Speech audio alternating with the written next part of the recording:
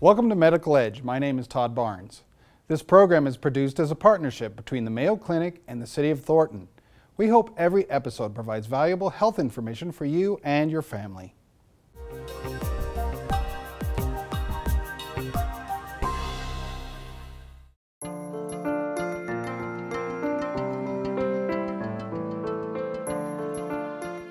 There is no way Katie Luckcraft could have gone to cheering practice when she was sick. I would want to stay home on the weekends and not go to my cheer competitions or that kind of thing. Over 2 years, Katie missed 100 days of school. I would wake up in the morning and be like, I don't think I can make it today. I am just gonna stay in bed. On the days she did go to school, it was tough to make it through the day. She was dizzy and faint all the time. She would have hot and cold sweats. Her heart would be racing. It was really hard to watch my sister. I didn't know what she was going through and I was really scared. One of my doctors explained it as walking wounded. I look fine, but I'm not fine inside. And a lot of people pushed me and said, oh, she's depressed. Or your daughter's just going through something. Katie's mom, Terry, knew her daughter was not just going through something. Her search for help took them to Mayo Clinic, where a multidisciplinary team of experts led by pediatrician Dr. Phil Fisher cared for Katie. POTS, postural orthostatic tachycardia syndrome. To us as physicians, it's a problem of the involuntary or autonomic nervous system not regulating the flow of blood very well. To patients, it's misery. Diagnosing POTS can be tricky. Doctors look for symptoms like Katie's, plus there's one other obvious clue: increased heart rate when you stand up from a resting position. You see, your heart pumps blood to the brain when it beats. If there's a sudden and dramatic increase in pulse rate, not enough blood gets to the brain and you get dizzy. So the increase in pulse and dizziness upon standing are keys for diagnosis. The first thing most important for physicians, nurse practitioners seeing these patients, is to listen and understand them, to realize this is a real problem. These kids are not just making it up. It's not all in their heads. They're not crazy. As Katie learned, many people and even doctors still don't understand that POTS exists. It was first identified in the 1990s, but it's been around long before that. The history of POTS is actually fascinating, and I would say it's gone parallel with the history of the Mayo Clinic. In the early days, Dr. William Worrell Mayo examined young men enlisting in the Civil War. Some of them had trouble with fainting and dizziness, which disqualified them from service. It's referred to as Civil War syndrome. At that time, some said, oh, they're just scared, oh, they're just nervous, they have anxieties, or they're afraid of being in the military. But as we look back, we can see very similar descriptions of Civil War syndrome with chronic fatigue and dizziness and nausea to what we now recognize as autonomic dysfunction or POTS.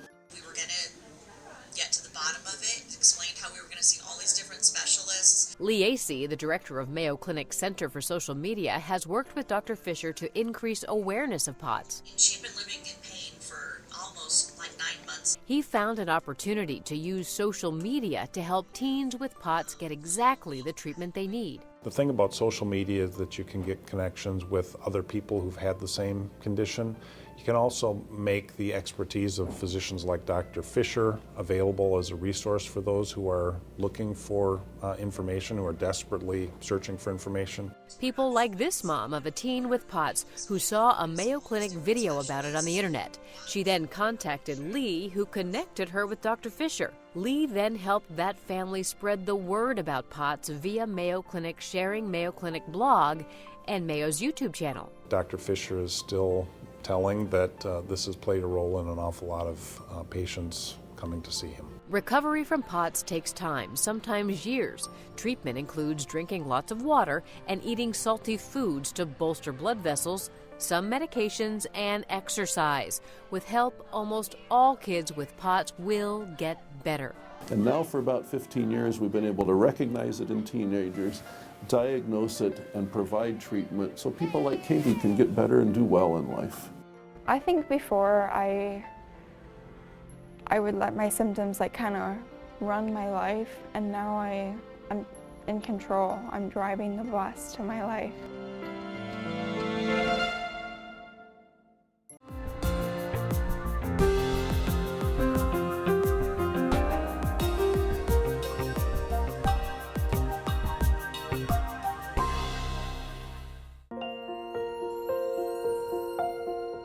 She just turned 8. But right after Pam Seeley delivered little Emma almost a decade ago, she got some very tough news. Basically, I had a premature baby, and 1 week later I found out I had breast cancer.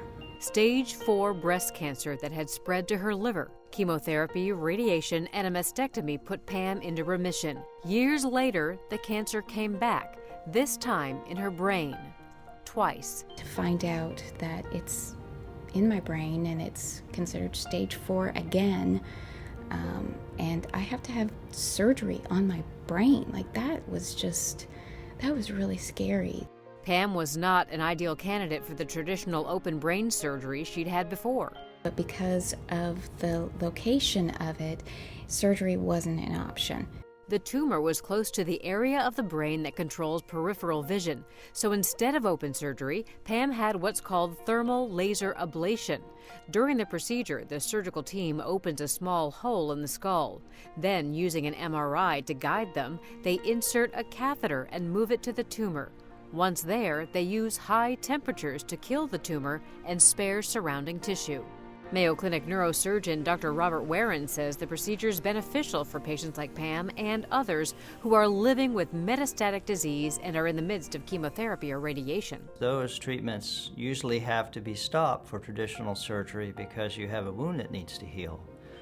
But because of the minimally invasive nature of laser ablation, we're able to do a laser ablation technique in a manner that we don't have to necessarily stop someone's chemotherapy or radiation because it's such a very small wound that wound healing isn't a problem.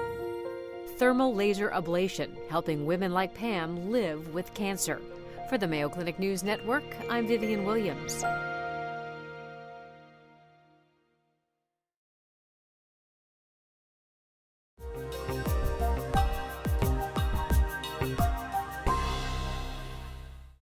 It's a great gift that I was given 15 years ago. Ernie Balcueva considers himself a very lucky man. The gift he refers to was a heart transplant at Mayo Clinic. This is what Ernie's heart looked like back then. He inherited a rare condition called non-compaction cardiomyopathy. It prevents heart muscle from developing normally. Even more rare is that all 4 of Ernie's brothers developed it too, and it claimed all of their lives. Eddie and Brad died as children, less than 2 years apart. Randy and Rick died as young men. Ernie's case is indeed dramatic, with 5 boys and all 5 of them affected by heart disease. Ernie, how are you? Cardiologist Dr. Brooks Edwards is director of Mayo Clinic's transplant program. He says, unfortunately, images of the transplanted heart that saved Ernie's life now show that it is failing as well. Ernie is struggling with extreme fatigue, shortness of breath, and irregular heartbeats. The symptoms that Ernie describes are symptoms of congestive heart failure, and they are characterized by inability of the heart to deliver adequate blood to the tissues. Usually go for a bike ride after work, and I wasn't able to even get off the couch. So I knew there was an issue there. I wasn't quite sure what it was. Bottom line, Ernie is now back at Mayo Clinic in need of a second gift. Dr. Edwards says he has a lot of company, with over 125,000 Americans on the waiting list for vital organs. So an organ donor may be able to save a number of lives by donating heart, lung, liver, kidneys, even tissues. I certainly wouldn't be here without it. For the Mayo Clinic News Network, I'm Dennis Doda. That's it for this episode of Medical Edge. To learn more about the stories featured on this program, you can find additional resources by visiting our website and following the link to the Mayo Clinic. Thanks for watching, and be sure to watch the next episode of Medical Edge.